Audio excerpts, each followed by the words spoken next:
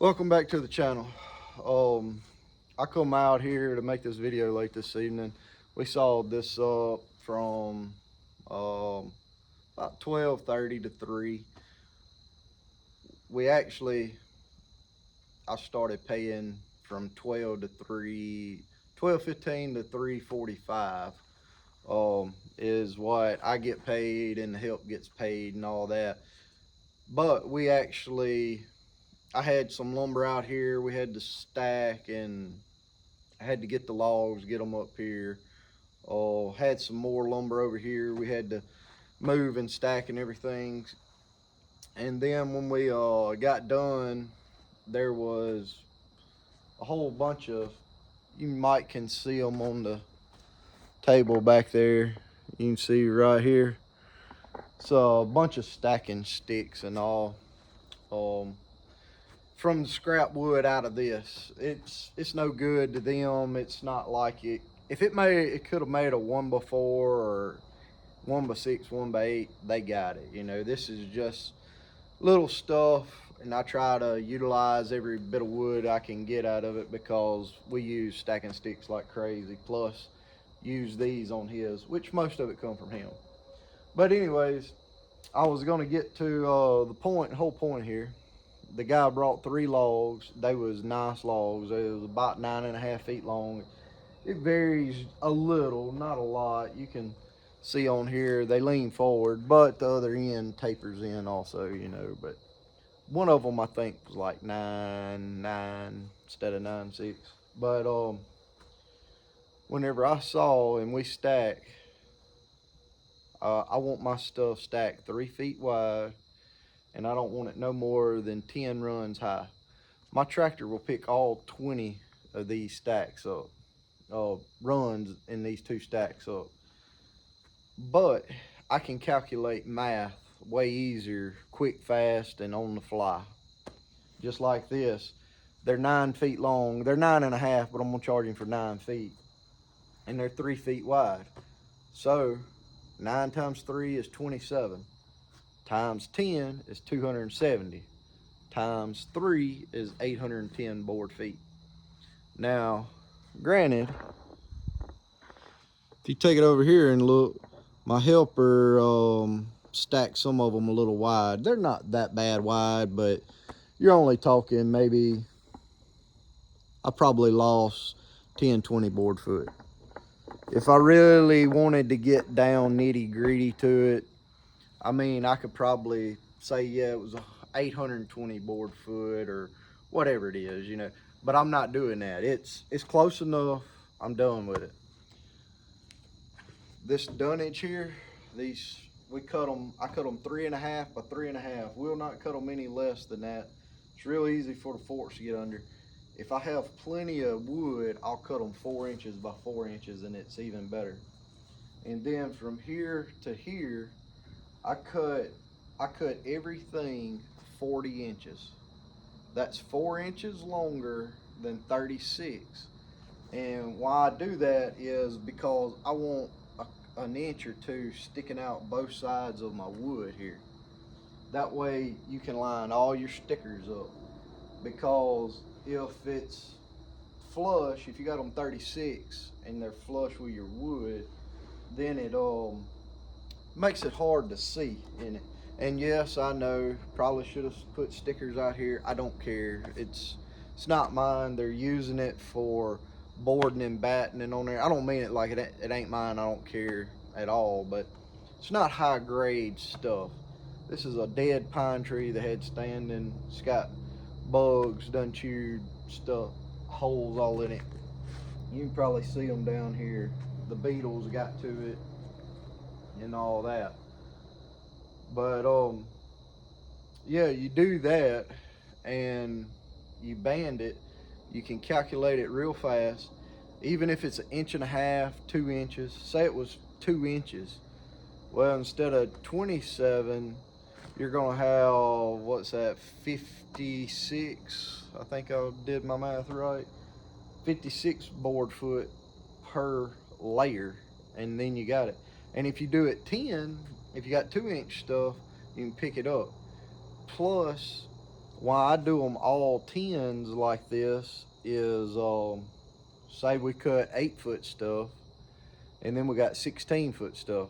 Well, I can put the 2/8s down side by side, put the 16 on top, or I can put the 16 down and put the 8s on top, and I save room on it. I really love sawing like 8, 10-foot stuff. It's man, it is so easy and nice. We got a bunch of 18-foot white oak to saw this week for trailer decking, and it's gonna suck, but it's part of the work. You know, you got to do it. I was trying to think of something else that I thought about on here. Banding. Don't buy this yellow banding off Amazon. They make a green banding that's way stronger. If it doesn't say, like, I could be lying on this, but I think this banding's like 300 pounds. I was like, oh, 300 pounds is fine, which I knew that this thing of wood weighed more than that. I was like, well, I'll put 2 bandings on it and it'll be fine. No, I take the ratchet and you ratchet on it, and you can pull it in two. Get the 2,000-pound ones or whatever, and then get the ones that's got the buckles, not the crimp on ends, that you take the machine and crimp it. You want the one that it pulls it, if that makes sense. I won't be buying anymore. Once this is gone, it's gone. I'm probably gonna buy some buckles in the spring. I'm not worried about it this year, but the business has come along and we can do this. We're fixing to, every chance we get, we're going to start sawing pine. We're going to be sawing 1x12s and 1x10, well, 1x12s, 2x4s, 2x6s, all of that stuff, and just stack it up, let it dry for next year when we build shoot houses and feed troughs and all that kind of stuff. We done slowed down on that. Deer season's kicked up, going a little bit better. Tomorrow, we'd be sawing tomorrow, but we got to process deer for the week. It'll take us, I could probably be done cutting up by lunchtime tomorrow, but the grinder and stuffer and all that, it'll probably take them till 3 or 4 o'clock tomorrow. It's way easier and faster to cut up than it is to grind and stuff, or it is to me any which way. The old EG100 over here does good. It was completely cleaned out, and that's all from edging pretty much that pile, however I get it over there. And there was a couple 1x12s we put in this stack also. He edged a few as they was coming off the mill. We really like running the mill like this here. I stand over there, cut, pull it off, and I throw the edgings on this sawhorses. I'll put the big stuff on one side and the smaller stuff on the other side, and then he'll grab it and come put it in the edge, whatever. At the end of the day, I have to help him because there's no way he can keep up with me. And then when this stuff starts coming off the mill, the finished product, he quits edging and comes and gets it and stacks it. Reason why is I got a bad back. Not that I'm just being lazy. If I did that all day long, I can do it, but it's way slower, and it just absolutely kills me. I'll do it. I come saw some on the weekends and all that kind of stuff, and I'll take and stack this up. I have several bunks. I'm probably going to take you up there and show you what I've started doing for my lumber for the fletchings. And but yeah, all that, I can't do it. You got a bad back, you got a bad back. But anyways, let's walk up here and I'll show you. We can talk or whatever about it, but I finally got them to stack up the lumber that the guy who was helping me in the springtime messed up so bad. But yeah, part of doing business here. You live, you learn, you run help off, you get some good help, all that. My face was a little red from the wind today, I guess. Yeah, they stacked up all this lumber. It's, I don't know, 3 or 4 stacks right there. That one over here was already stacked, but it's just these right here. They was scattered over all of this. You can see all the stuff out here. He had them scattered everywhere. But what I was going to show you is I plan to start stacking all of my fletchings. Just stack them, and then I don't care what they are. If they don't make a good true 1x12 coming off the mill, they're going in this pile. And I'm gonna let them sit here and dry. And then next year, when we start needing 1x6s for floorboards, for the roof, whatever, battens, doing board and battens, we're gonna come get a stack here, and we're just gonna run it through the edger. And say you come up and you want 1x4s, well, I can pull it out right here, run it through the edger. It's dried, it don't have no shrinkage, or I'm assuming the wood's dry. Like, I've had it out here 3 to 6 months. A 1-inch board in the south down here, 3 to 6 months, it's pretty dry. I mean, can it get drier? Yeah, certain times of year it may take 6 months. In the summertime it'll take less, but you know, you're pretty dry. I can run it through, edge it, and then I'm not wasting my time here, and I'm not having to re-edge. I run into that with this stuff over here. We'd need 1x6s or something like that. Well, all I'd have was 1x8s, 1x4s, or whatever. And we may do with what we got, but I want to try to keep everything uniform. So I'm planning to do that, and I'm gonna do the same with my 1.5s, like this right here. This is all 1.5 material, and I'm going to put it all in just like this. I do need to move this board. Somebody put one up here and didn't put a stacking sticks in it. But I put it down there and it'll let it dry some. But I've decided to do this, and then it'll be the same thing. If I need 2x4s, 2x6s, whatever, I can pick this stack up right here, take it down to the edger, run it through, and it's not my good grade lumber.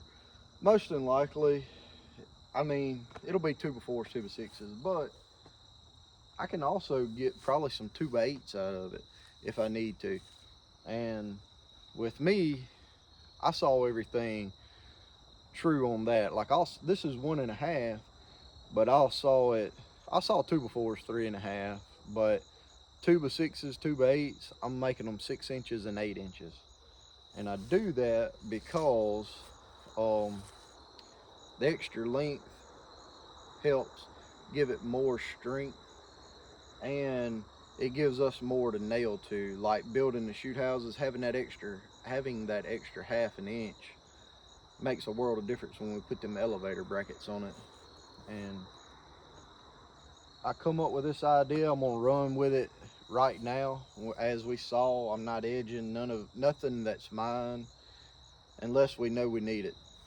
Like this stuff here, when we start back doing 1.5s, probably next week maybe. I'm hoping to get back to it next week, depending on what we got going on. I'll stick this here, tote it back down there, and they'll stack on top of it until we get 10. Then they'll make another run, and whenever we get 2, I plan to pick it up, bring it back up here, and stack it up. And I'm gonna put it over here. That's why I got them to clean all this up, fixing to start stacking it. I'm gonna have about 3. I feel comfortable putting 3 or 4 bunks high right here. I may take and put an 8-foot board or something through, you know, 4x4s or whatever to like hold it together so they don't tip over. But I ain't decided. This is also red oak right here. It's one of these big red oak logs. Sawed it, man, this stuff is pretty. It's just real good looking, real bright red. It's a little faded on top, but you can see the colors under the bottom. Just real bright red. It's not real high quality, but I bought it. I mean, I didn't buy it, but I sawed it for flooring for myself. I'm planning to build a cabin in the spring, a shoot house cabin. It's gonna be like 10 by 10, 12 by 12, I ain't decided yet. And this is gonna go in there. I'm also planning to buy a big planer. I'm thinking of a 20-inch. I'm thinking maybe a Grizzly. Don't know, may go with a Powermatic or something like that. Whatever is fairly cheap. I'm pretty sure I want a spiral head. They say it's way quieter, way faster. And I'm gonna take this stuff here, and after it dries, you know, it's 1 inch. It's a true 1 inch. So once it dries, it's gonna shrink down. It may be close to 3/4 or a little better. And then by the time I plane it, it'll probably be 3/4 or a little less. Cause I'm just gonna do one side, but I'm gonna take this stuff and rip it down to either 3 or 4 inch stuff, and I'm just gonna butt nail it together. I'm probably gonna also cut all this stuff in half. This is like 12 foot, I think 10, 12 foot. Pretty sure it's 12. Yeah, pretty sure it's 12 because I think that's all 10 foot. So this is 12 here.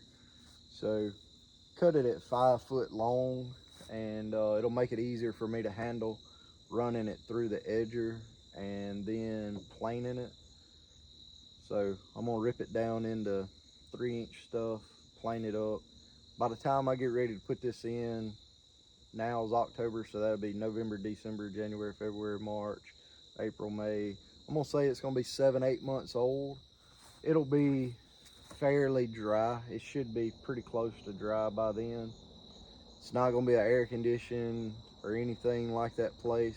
There'll be a gas heater go in there whenever I'm deer hunting or something. Used very rarely. Don't really get cold down here in the south, so I think I'll be fine. I plan to put this in the floor. I'm gonna saw like sweet gum, poplar, pine, hickory, all that kind of stuff. I got some of that stuff already, and I'm gonna put it on the walls and everything. I plan to build the outside and do it in pine, board and batten. I just like board and batten. And then the inside, if I gotta wait till the next year to finish the paneling with red oak, white oak, gum and all that, you know, if it ain't dry enough, I'll do that. Ain't no big deal on me on that, because again, it's a shoot house cabin. I want to have it where I can go sleep in it. That's why I'm building it so big, to get away. It's not like it's very far, it's just right through the woods, you know. I don't know, quarter, half a mile from the house, but be able to go over there and get away, go to sleep, whatever. Nobody can get a hold to you, pull up in your yard, you know, because you got to have a four-wheeler to get to it. So I always thought that was pretty neat to do. So now that I'm going to, since I ain't built a house with a sawmill, I'm gonna do this. I think on the house building, I need to wait till I get a kiln and a molder planer, and then just build the entire house out of lumber that I saw 100% myself. But anyways, that's a little update on the sawmills. Don't know how much I'm gonna have now that deer season's coming, so thought I'd make that up. I may try to come out here by the end of the week whenever we get this white oak done and show you the trailer flooring. I hope I have enough. I think I got 5 logs, and I'll show them to you right quick in case you I don't come back and you can see. Yeah, I got 5 logs. They should be plenty. One of them's a little small, but um, that's them right there. This one in the middle, it's the smallest. It's probably got 10 or 12 inch top, and the far one over there is a little small on the upper end, but this second one is real nice. This one's okay, but it's got a crook, and that one's pretty nice, the one on the back side. They're all 12 to, oh, they're 12 to 15 inches, right around in there on the top. So we can make some pretty good trailer flooring. I don't know if I'm gonna get everything I need out of it. I may have to go back and buy some more, but if I can get the other guy, get everything he needs, that's good enough for me. I'll worry about my trailer floor later. I got a couple more logs over here from last year, but I know that I'm pretty sure I can get it out of them two, my trailer out of those two, if this will make his gooseneck. This is also $360 something worth of white oak. It's $85 a ton from the sawmill I get it from. I have to drive like an hour to go get it. And yeah, I really wish we tried to get the dude that put it on there not to put the middle one on, but he'd done dumped it on the trailer by then, and it's been very hard to get it off. So I just took it anyways. But yeah, white oak's still pretty high down here, and I've been paying $85 a ton for the last 2 years, I think. But it's good. That pine flooring in that trailer of mine has done busted all the pieces. I drove tractor on it the other day, and the other side broke. So it's time to put something in it that's gonna stay. This white oak ought to last for 10 years or longer. That pine lasted maybe 5, and it didn't last 5. It broke before then, but it's pretty much trash now. $1,000 for it, and I'm gonna charge the guy $1,000 for a 8x40, enough wood to do 8 feet by 40 feet, and that's crazy. You know, I paid that much during COVID for it. But anyways, we'll see y'all in the next video. I hope y'all liked it.